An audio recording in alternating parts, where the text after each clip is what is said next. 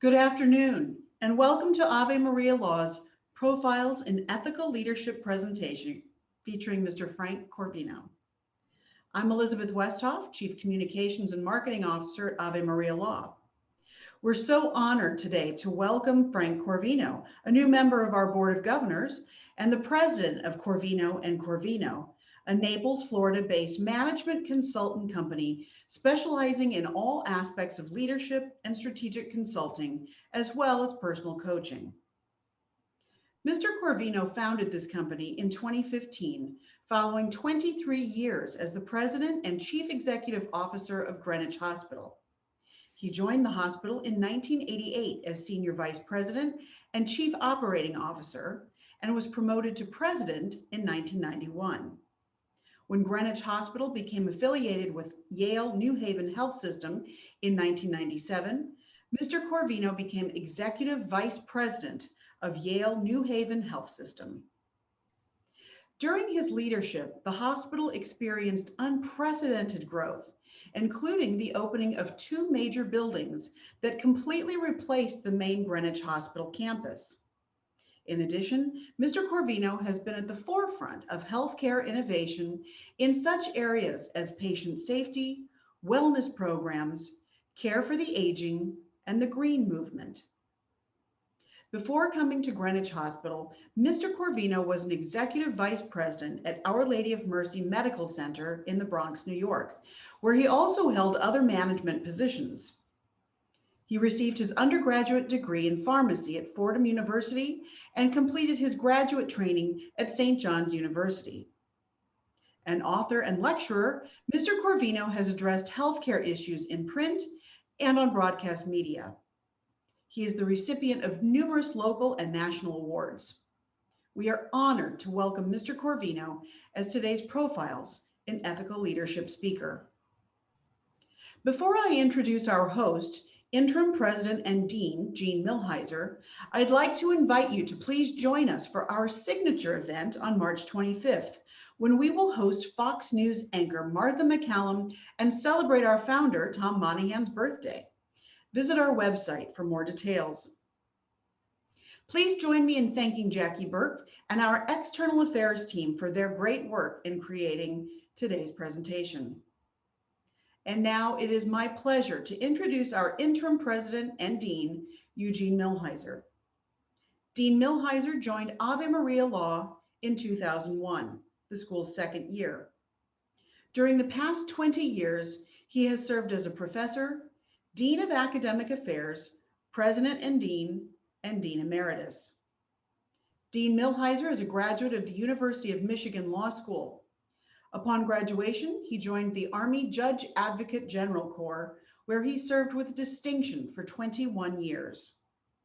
It is my honor to introduce Dean Millhiser as the host of today's presentation. So welcome, Dean Millhiser and Mr. Corvino.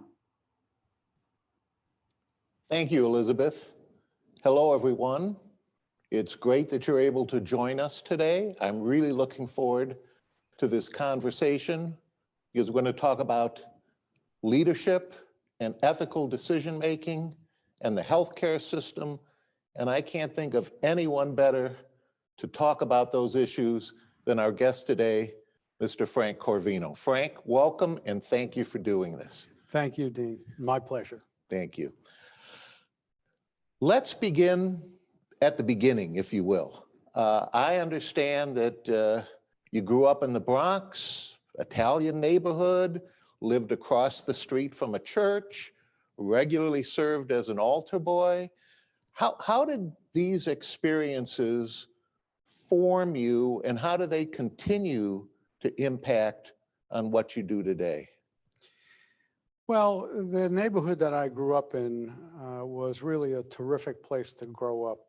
It was all about family and friends, and the church in that neighborhood was very well renowned. And interestingly enough, the window from the sacristy of the church pointed directly to the back porch of the house that we lived in.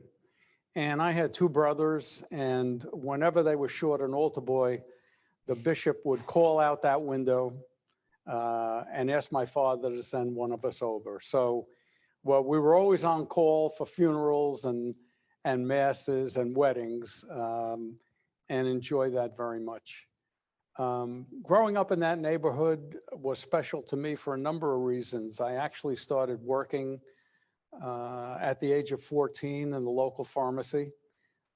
That's where I really got to love healthcare and really got to love people. And my parents, although my dad came from Italy at the age of 12, they spoke English in the household. But in the neighborhood, everyone spoke Italian. So to work in that drugstore, I actually had to learn Italian, and that's where I got my roots in the Italian language, and still enjoy utilizing it today. That job that I had in the mid-60s really catapulted me into my healthcare career. The neighborhood taught me all about friendships, all about networking, and the importance of treating people with respect and dignity. And those values I carried with me throughout my life. So let's then fast forward from these early years to your time. I think it was 20 years that you were president and CEO of Greenwich Hospital. Can you tell us a little bit about your assessment of the healthcare system today? Is it working? Is it broken? You know, that's the $64,000 question. I actually was president at Greenwich Hospital for 23 years and, you know, did a lot with regard to healthcare reform. We tried to keep up with all the regulations, et cetera. But I would say that the healthcare system today really needs to be revamped. And part of the problem is that it's a very difficult thing to do. There is little that is more personal to us as individuals as our healthcare. And, you know, we're all affected by what happens. If you look at healthcare today, the incentives are in the wrong place. Most hospitals and doctors get paid by how many things they do to you versus keeping you healthy. And that's got to change. We've got to look at the malpractice situation in this country and how we can deal with that. And we have to change the mindset of the American people. Because right now we're used to getting, if you go to your physician's office and they order an MRI, you want it tomorrow. Well, in Canada and in Europe, one of the reasons that they've been somewhat successful with universal healthcare is you'd wait 2 weeks for that MRI or 3 weeks because they don't invest in the technology that we do here. Even if you look at all little communities in Naples, there's a radiology center, you know, almost as many as those as they are CVS and Walgreens.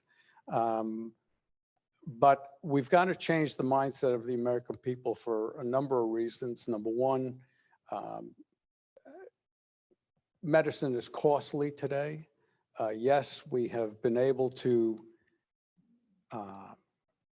increase people's longevity because of some of the great drugs and technology that has come out. But most of the money is spent at the end of life. And, you know, is it worth it to spend $500,000 to keep a person alive for 6 months? And we're not talking a great quality of life. Well, the general public would probably say, you know, that doesn't make sense, except if it's your loved one, you know, your wife or grandmother or relative, you know, then you may think the expense is valid. But that's where all the money is spent. And until we're able to change the mindset of the American public about where healthcare dollars should be spent, you know, you're not going to really be able to fix the system. And that's why it hasn't been fixed up until now. It's very, very complicated, very complicated. Well, you talk about the need to fix the system. And I remember when the Affordable Care Act, also known as Obamacare, was rolled out. And my understanding is that was supposed to fix the system. Mm-hmm. Did it help? Is it counterproductive? How would you assess it? Well, you didn't get to keep your doctor if you wanted your doctor. That we know for sure. Look, I think that a lot of the issues that are in place and were in place before Obamacare are still in place with regard to needing to be fixed. You know, we still have a fair amount of people who are uninsured. Everybody's getting health care who needs it. They may have to go to the emergency room to get it, but they're getting their health care. It's very costly. You know, my wife is on Obamacare, and her premium is about $1,500 a month, and she is very healthy, and that's one person. So there are many people like that throughout this country who are paying a significant amount of money in healthcare premiums. So I don't know what it really solved. I don't think it fixed anything. I think it gave us all a great deal of anxiety. And, you know, I don't think it did the American people much good. If we can, let's shift focus a little and talk about leadership. I'm sure if you're running a hospital, you have all sorts of diverse groups and interests that you have to bring together: doctors, patients, families, nurses and other staff, vendors, on and on and on. Mm-hmm. How are you able to bring these people together so they work toward a common goal or objective? Yeah, I mean, in healthcare, there is one common goal, and that is we want to make everybody feel better and we want to keep them healthy. I mean, that's the real goal there. And I would say that the most important thing to achieve these goals is good communication and getting everyone to understand why we're doing what we try and do. Everybody has their own perspective. Everybody's entitled to their own opinion. I think you need to be able to listen to what people have to say and really get them to understand your point of view. And in some cases, alter your point of view when that's appropriate. So communication is key. Getting everybody on the same page, making sure that everyone understands the objectives. You know, in a community like that I worked in, Greenwich, Connecticut, and Naples, Florida is very similar to that. The community is very demanding. They want to achieve great patient experiences, and that's what they deserve. It's very important that we do what we can to get them what they need. And I really don't think we can talk about healthcare today if we don't talk about the impact of the COVID pandemic. And what I'd like to ask about is, what about the patients, especially those who might be in assisted care facilities or nursing homes or in hospitals where they're separated from family and friends? It seems like that would be something that would have to be considered and addressed. Well, you know, COVID was tough for all of us, but I don't think it was tougher for us. I don't think it was tougher for anybody more than the elderly.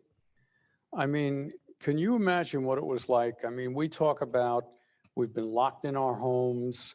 We can't go to restaurants. We can't go to the movies. You can't socialize. And, you know, we're relatively young. Can you imagine what it's like for an elderly person in a nursing home who all they have left is personal contact, to be sequestered, and in many cases,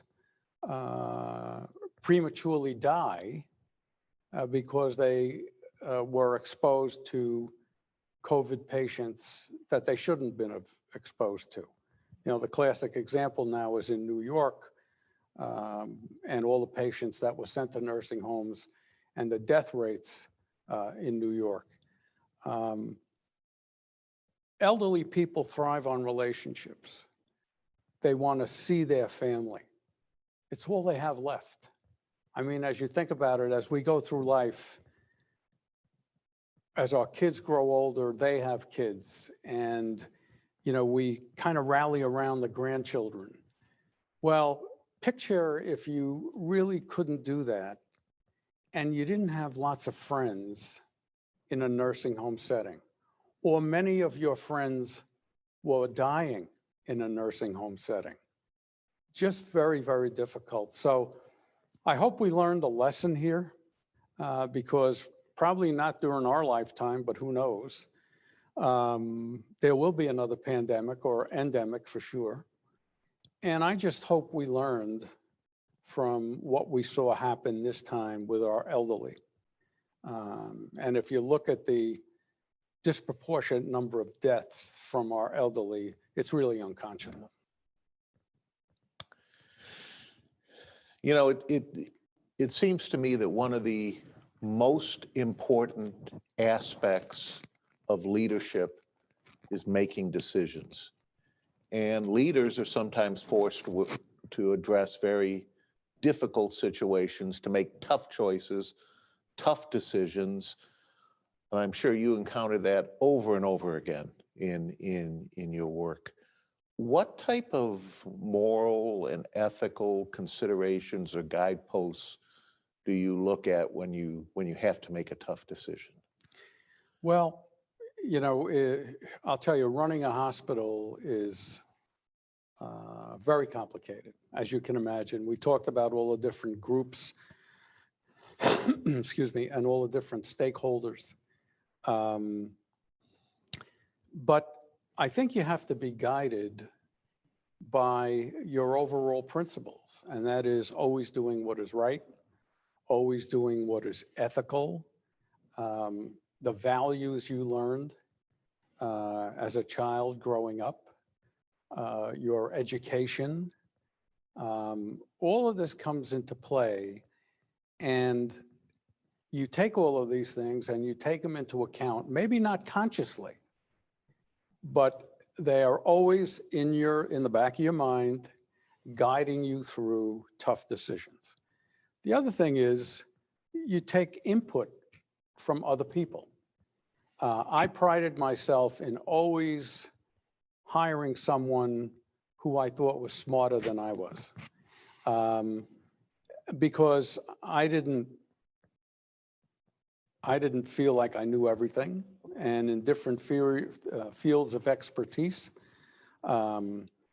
they could aid in the decision-making process. So the more information you have to make a tough decision, the better off that decision is going to play. Yeah. And that is a sign, right, of a confident, good leader to try to bring the smartest people around him or her to aid in the decision making. Yeah, it's not easy. You know, some people are fearful that they'll be overshadowed, or you know, the fact that they're at a disadvantage for knowledge is not a good thing. But when you're comfortable with yourself and what you're all about and the things that you've done in life, you realize that if you want to be successful, you have to have the best input. And to have the best input, you have to have the best talent. And sometimes you have to make tough decisions with regard to talent. You know, if somebody's not up to the task, you need to make a change. And that is very difficult. It's hurtful. It changes lives. But in the end, you know, you have a job to do, and you have a set of mission, visions, and values that you have to follow. So you have to always try and make the best decision for the organization. I'm sure, Frank, that we have a lot of lawyers and aspiring lawyers listening and seeing this conversation today. And I know one topic that comes up a lot is living wills, healthcare proxies. From your perspective, how do they work? What happens when people disagree?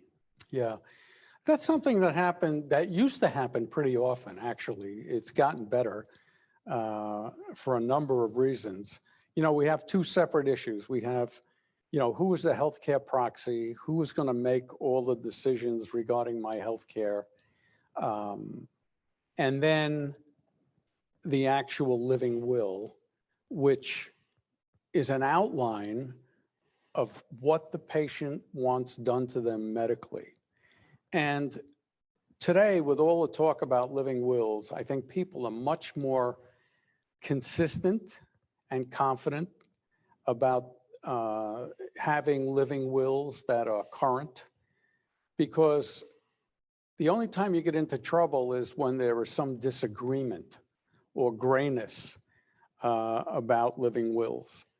And that's why the best thing to do is get one that is, you know, develop one that is concise, that people understand, that people know your intentions and know your wishes if you cannot make healthcare decisions for yourself.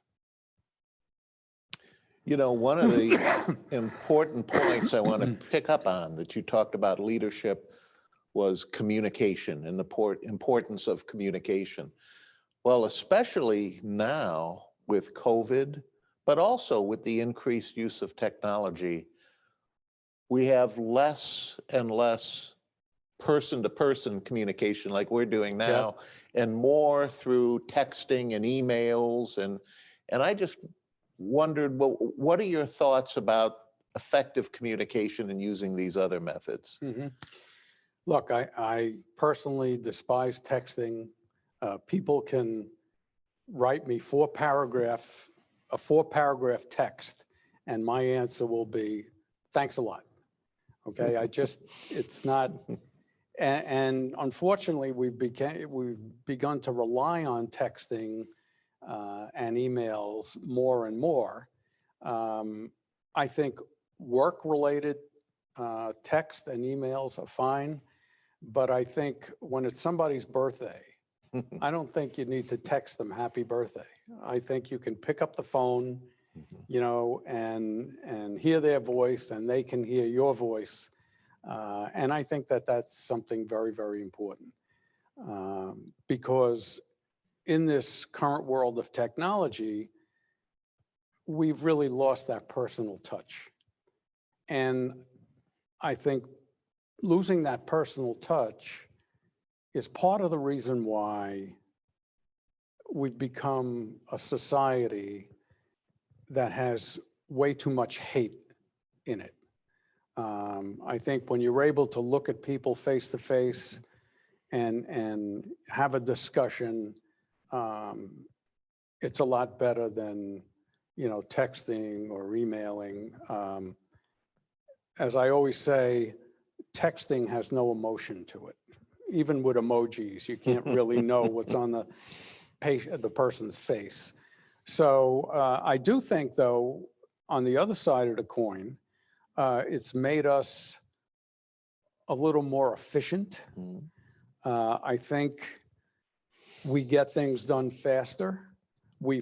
In business, we save a lot of time. And that's the time and place for it. But I think in our personal lives, we should try and do less of it. And I think we'll be a much better society if we're able to achieve a little bit of that. Yeah, I agree. Yeah. What I'd like to do now, Frank, is invite one of our students to ask a few questions. She's Christina Roldan. She's a Dean's Delegate and a member of the class of 2021. She currently works in the Fort Myers law firm of Vernus and Bowling. She's been an intern for Congressman Chris Smith, a great friend of the law school in Washington, D.C. She's worked at the state attorney's office and has also served as an intern with Congressman Al Lawson from Jacksonville. So it's my great pleasure to introduce Christina Roldan, who will now ask a few questions. Thank you, Dean Millhiser. And thank you, Mr. Corvino, for being here this afternoon and for taking the time to answer my questions. So just My pleasure. Thank you. After you retired from the healthcare business, you founded a management consulting company, and it's here in Naples. It specializes in all aspects of leadership, strategic consulting, and also personal coaching. So as you offer the training and coaching to your clients, what part do your morals and ethical considerations play in that training? I think they play a very large role. I think that, as I mentioned earlier, I touched on earlier, when you're young and growing up, you develop a set of morals and values and things that are important to you. And as you go through your education, they're embellished and strengthened. And I think, again, that they kind of sit at the back of your mind, somewhere in your brain, on every single decision you make and every action you take. That's not always the case, but I think most of the time it's the case. So, you know, as you go through life, you develop these values that trigger a certain response in you. You know, we are, in my opinion, all a product of our childhood and what we learned, and you know, that can't be changed. But when you grow up with a solid set of values, a good sense of ethics, and have used ethical behavior throughout your career, that is very, very important. I also think that having great interpersonal skills is key. I used to always favor a candidate who, for a job, who had great interpersonal skills versus a degree from an Ivy League college. I thought that having good communication and being able to get along and be sensitive to others was so much more important to get the job done, because you want people to rally around you because they respect you and not fear you. And, you know, that was kind of my motto as I went through my career. People wanted to accomplish stuff so that they would feel good, but also they wanted for me to be successful, because in turn they would be successful. So I would say it plays a great role in any coaching that's done today, any management consulting. You've got to have great interpersonal skills, and you've got to learn, you know, ethics and morals. And unfortunately, if you don't have those, they're tough to learn at a later age. Yeah, thank you. I agree. Thank you for that advice. So you're very personable. You'll never have a problem. Oh, thank you. I appreciate that. Yes. So my next question goes along with your work in healthcare, in the healthcare industry. So as the healthcare industry continues to grow and become a larger part of our economy each year, it seems that the legal and regulatory issues concerning healthcare are ever increasing. What have you observed in your career, and what do you predict the role of lawyers will be in that healthcare industry moving forward? Yeah, I think lawyers are becoming more and more important in the healthcare field. You see many lawyers who have had a scientific background, pharmacists, lawyers, nurse lawyers, occasionally even a physician lawyer.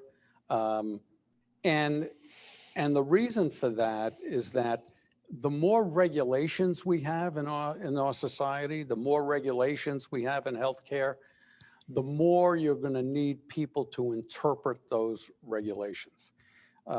I used to tell my healthcare attorneys that worked with me, your primary objective is to keep me out of jail and keep the institution out of trouble. And there was a lot of truth to that, because there is a lot of opportunity to make wrong decisions, which might bring in more revenue to the institution. And there is always that temptation to do that. And, you know, with all the new compliance regulations that are out now, you really have to be on top of everything, because many of the decisions you make in business and healthcare business have compliance regulations around them. Compliance is becoming more and more critical in every organization. I sit on public boards where, you know, the compliance department might have 30, 40 people in it. And, you know, there are going to be great opportunities for attorneys who like the healthcare industry, because there's always going to be a demand and a need for people with those types of skills. Wonderful, thank you. I'm happy to know that there will be a place for me after I graduate. I guarantee you there will. Wonderful, happy to hear. Just one final question for you, Mr. Corvino. What advice can you offer students such as myself who have attended Ave Maria School of Law for the past 3 years and are about to graduate and begin working in the secular business world? How can we prioritize our faith in the daily business life? Well, I think your ability to do that slowly will change the world. There are very few attorneys out there who are conservative and have conservative values. And, you know, slowly it's going to become a movement. And I think the values that you have gained through your education here at Ave Maria are priceless, and they're unique. And I would just urge you, as you go through your day-to-day decisions, as you go into the workforce, to always keep those values in mind, because the odds are that the person next to you will not have those values or will think about things differently. And we here at Ave Maria are regarded as, you know, one of the top conservative schools in the country for law. So, you know, it's a great place to get an education, but the education puts a burden on you as a student for you to carry that education and to carry those values into the workplace. And after time, those values are going to spread and multiply. And I think we're going to change the way people look at interpreting the law in this country. Wonderful. Yeah, I agree. Thank you so much, Mr. Corvino, and thank you, Dean Millhiser. Thank you. You're welcome. It was a pleasure. Yes, Thank you, likewise. Christina. Thank you. Thank you. This is why I come to work, students like that. Isn't she fantastic? I don't blame you. And I'm sure there are many more like her, Yeah, but absolutely. she was terrific. Let me try to wrap up with this question, okay? I am sure that through your career, you have impacted and influenced and touched countless people. What would you want those people to take away from their interaction with you? How would you like to be remembered by them? What type of impact would you hope to have had? Well, I'll say this. I have been blessed with a career that I enjoyed right up until the end. that I decided to retire from the hospital, but then do other things. You know, I thank God for what he's given me and the skills he's given me. I can't think of a more rewarding career than the one I had. Helping people. You know, the decisions that you make when you're at the top affect hundreds and thousands. And, you know, I'd like to believe that most of my decisions were, you know, on target. I'd like to be remembered as someone who really cared about people, kept his eye on the overall goal, and knew the importance of having good interpersonal skills and developing relationships with people. I enjoy people. I enjoy being with people, talking to people, and you know, that's who we all are. We're people. So I feel very blessed, and as I move to the next phase of my career, you know, some of my work is continuing in healthcare. So I feel that, you know, we're just moving to the next chapter. It'll be a shorter chapter than the first chapter, but nonetheless, it'll be a chapter. And Frank, you may feel blessed, but I tell you, I feel blessed that you were able to be here today and have this conversation with me. I hope people out there were taking notes because there was a lot of wisdom there. Thank you. What I'd like to do is present you with a gift. It's really a token, and I'm being honest about this. This is really just a token. Okay. But what it is one of our coveted Ave Maria School of Law paperweights. Terrific. And I would like to present this to you as just an expression of our gratitude, not only for being here today, but your important work on the Board of Governors and in support of the law school. And we're all very grateful for that. Well, it's an honor and a pleasure to have done this, and I hope to do more of them in the future.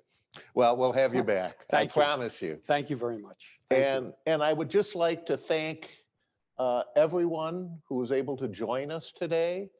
Please stay connected to the law school. Please participate in our signature event later this month.